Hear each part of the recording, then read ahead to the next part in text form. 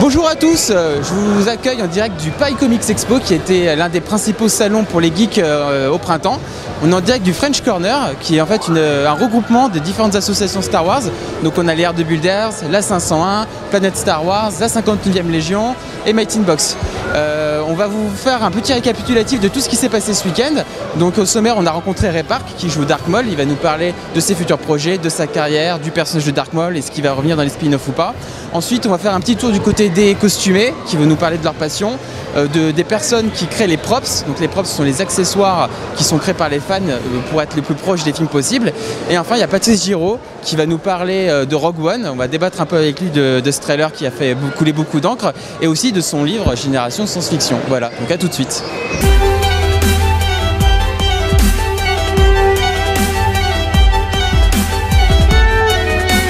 Qu'avez-vous pensé de Dark Maul lorsque vous l'avez vu pour la première fois?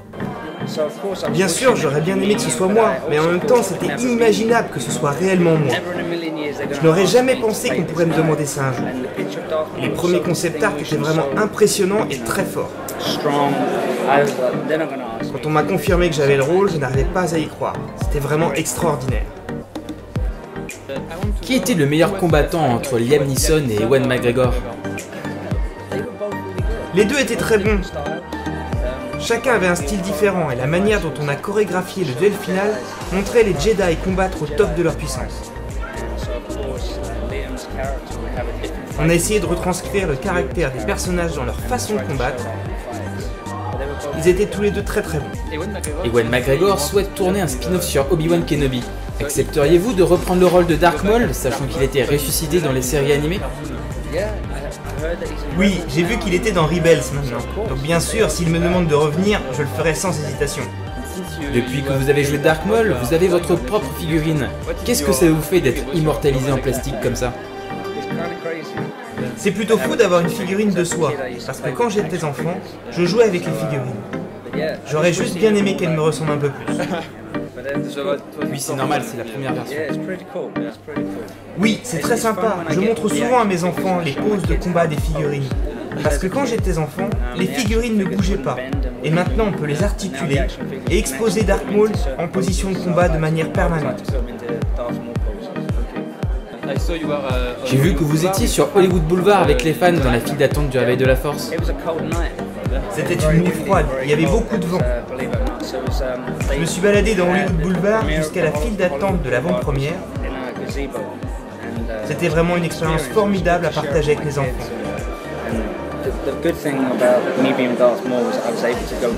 Et l'avantage d'avoir joué Dark Maul, c'est d'être invité à l'avant-première et de partager cette expérience.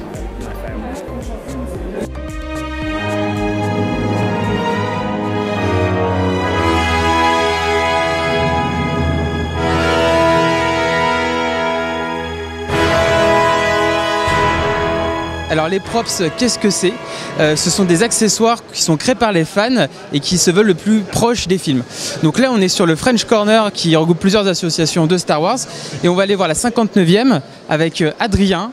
Adrien qui a créé pas mal d'objets et qui va nous en parler mieux que moi parce que voilà, moi je suis pas un spécialiste et lui c'est un spécialiste. Bonjour Adrien, comment tu vas? Ça va très bien, toi? Alors est-ce que tu peux te présenter brièvement à la communauté des fans? Bien sûr, donc moi c'est Yoda Adrien, je fais partie de la 59e Légion et c'est en partie moi qui habille le stand ici. Donc là on voit qu'il y a beaucoup d'objets de props en fait, c'est que des créations à toi en fait. En partie ouais, il y a beaucoup d'objets style le casque de Tusken, les casques de Pilot X-Wing et le casque de Boba Fett où c'est de la fabrication, mais sinon pour le reste c'est soit des props achetés à d'autres prop makers ou alors comme là l'armure de Stormtrooper qui est en cours de fabrication, voilà, en cours de montage. Et est-ce que parmi toutes ces pièces, il y en a une qui te tient le plus à cœur et pourquoi? Ouais, bien sûr, le casque de Pilot X-Wing, parce que vraiment ça c'est une pièce que je rêve depuis que je suis enfant en regardant le film et juste de pouvoir la fabriquer soi-même, voilà, c'était quelque chose qui pour moi à l'époque était assez complexe et qui au final a fini par se réaliser au cours des années, quoi. Et donc je vois qu'il a été signé par Gary Kagan qui est l'acteur de Biggs Darklighter.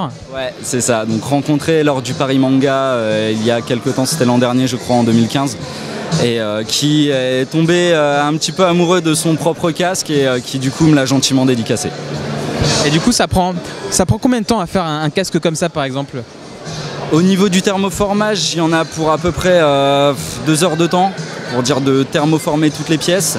Et ensuite, il y a une bonne journée de montage et 2 à 3 jours de peinture suivant le résultat qu'on veut obtenir, quoi. Donc, Et alors, je n'ai vu que tu as une autre création aussi sur le stand, c'est BB8. Alors, attends, on va aller voir BB8. Donc, BB8, tu l'as créé il y a combien de temps? Avant de voir le film ou après de voir le film? Ouais, juste avant de voir le film. C'était un petit peu la difficulté. Je l'ai fini 3 jours avant que le film sorte. Ah, donc c'était vraiment short en time. Et donc alors, encore une fois, combien de temps tu mets pour créer un BB8 en taille réelle? Bah, là, le tout premier, je l'ai vraiment fait en rapidité. Donc c'était travail H24 dessus. J'ai mis 3 jours. 3 jours complets vraiment de travail dessus. Le DOM, j'ai eu plus de facilité dans le sens où c'était de l'impression 3D. Donc j'ai juste eu à faire un bon masticage, un bon lissage et la peinture dessus.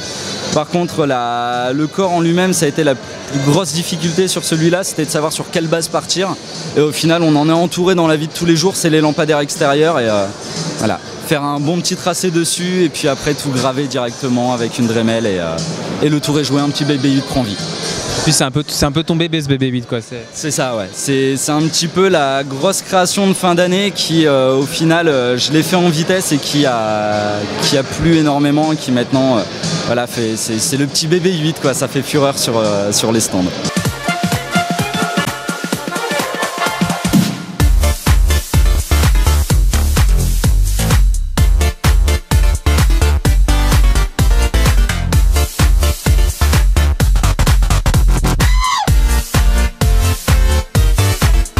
Et on va poursuivre notre reportage sur le Paris Comics Expo avec les fans déguisés.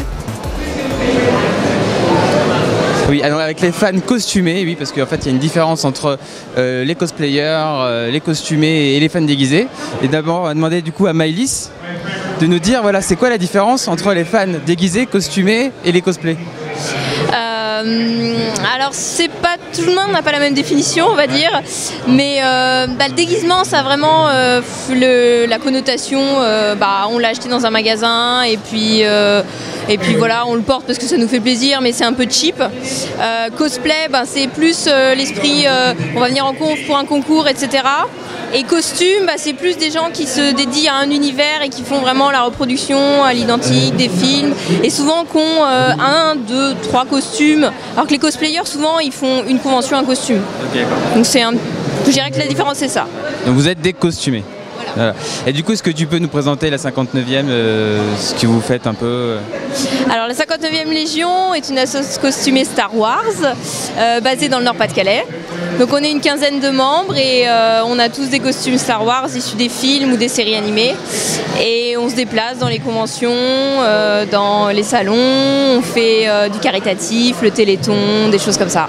Et donc tous vos costumes en fait ce sont des costumes que vous avez fabriqués vous-même et c'est pas du tout des achats que vous avez fait sur internet ou dans des boutiques spécialisées quoi? Alors en partie. La partie, moi les miens sont faits moi-même. Après les armures sont achetées souvent à des prop makers à l'étranger. Donc on les trouve sur des sites spécialisés, des choses comme ça, et après elles sont montées et assemblées nous-mêmes. Et j'ai que comprendre que quand tu achètes une armure, par exemple, tu la mets, c'est pas mis prêt en main, enfin clé en main, c'est faux là. Il y a quand même tout un rituel de fabrication pour la adapter à son corps. Ah oui complètement. Une armure souvent elle arrive en kit. Et donc par exemple celle d'Olivier, son biker est arrivé en kit. Et c'est nous qui avons monté toutes les attaches, les pressions, les scratchs pour l'ajuster à sa morphologie. Et en moyenne pour créer un costume, ça vous met combien de temps? Enfin, ça dépend vraiment du costume peut-être. Ouais. Ça dépend vraiment du costume. Une armure, souvent un an facilement. Ouais. Après, un costume en tissu, ça peut être plus rapide. Souvent, après les robes de princesse, ça dépend. Une Padmé, ça peut mettre 1 an juste pour faire des broderies. Et du coup, tu as un nouveau projet de costume là? J'en ai beaucoup. Oui, j'en ai plusieurs. Sur l'épisode 7? Oui, sur l'épisode 7. Oui, je vais faire Ray. On verra ça, une autre convention alors. Bon, et en tout cas, merci à tous les trois d'avoir pris un peu de temps. Et puis nous, on va se retrouver tout de suite avec Patrice Giraud.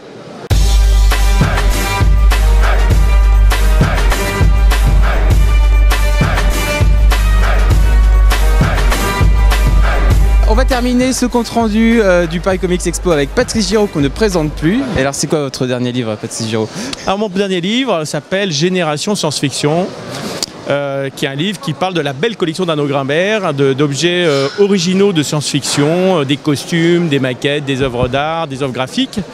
Voilà, et puis on prépare plein d'autres choses pour le futur, voilà. Mais je dirais que c'est le premier livre d'une longue lignée qui arrive, voilà, d'une longue série. Parce qu'il y a de la matière avec la collection, quoi. Oh oui, là on a vu, c'est même pas c'est l'iceberg, le haut de l'iceberg, mais vraiment le tout en haut, quoi, le tout petit cône. Et on va un peu parler de l'actualité Star Wars, parce qu'il y a le teaser de Rogue One qui est sorti. Qu'est-ce que tu en as pensé, honnêtement? Non, c'est le retour pour notre génération, pour les gens qui ont connu la trilogie classique, ça joue sur des codes qui nous parlent parce que c'est, là c'est l'Étoile Noire, c'est les Sandtroopers qu'on a connus, c'est vraiment étrange, là c'est vraiment le retour 40 ans en arrière, avec des nouvelles choses. C'est encore très dur de juger un film sur une bande-annonce. On va avancer dans le temps, on en saura plus, mais une fois de plus, on jugera quand on verra le film en décembre prochain. Voilà. Et du coup, t'étais plus hypé par Rogue One ou par l'épisode 7 de ce que t'as vu? J'en ai parlé avec pas mal de fans et c'est vrai que peut-être une fois de plus, l'épisode 7, c'était hype parce que c'était enfin le retour vers Star Wars, mais c'était quand même un autre Star Wars, quoi. Quelque part, il y avait quand même Harrison Ford, mais il y avait des nouveaux personnages, alors que là, on se retrouve dans l'univers dans lequel on a découvert Star Wars il y a 40 ans. Donc c'est l'Étoile Noire, et c'est l'Étoile Noire, la planète Yavin. Voilà, c'est quand même un retour dans notre enfance. Là, c'est vraiment... Mais c'est le but de ce genre de film. On joue sur des codes qui vont nous toucher émotionnellement, qui rien que par un visuel. Là, quand je vois par exemple l'Étoile Noire qui s'ouvre, c'est qu'on apporte quelque chose de nouveau dans un univers qu'on pensait connaître parfaitement. Voilà, donc c'est... Et enfin, la dernière question, est-ce que tu penses que ça va être facile à Disney de vendre Rogue One, dans le sens où il y a plein de gens qui se disent « Ah mais ça va pas être la suite de l'épisode 7, qu'est-ce qui se passe ?» Non, c'est très compliqué. Moi, je me souviens très bien de poser la question à Jim Ward, qui était le directeur marketing des prequels. Et justement, quand je lui parlais de l'épisode 3, je lui disais « Ça va être dur à vendre », il fait « Ah non, c'est super simple, c'est le retour de Dark Vador. » Et c'est vrai que c'était simple. Alors que là, Rogue One, déjà ça s'appelle Rogue One, on dit moins Star Wars. Il faut expliquer que c'est pas la suite de l'épisode 7, ça se passe bien avant l'épisode 4, après l'épisode 3.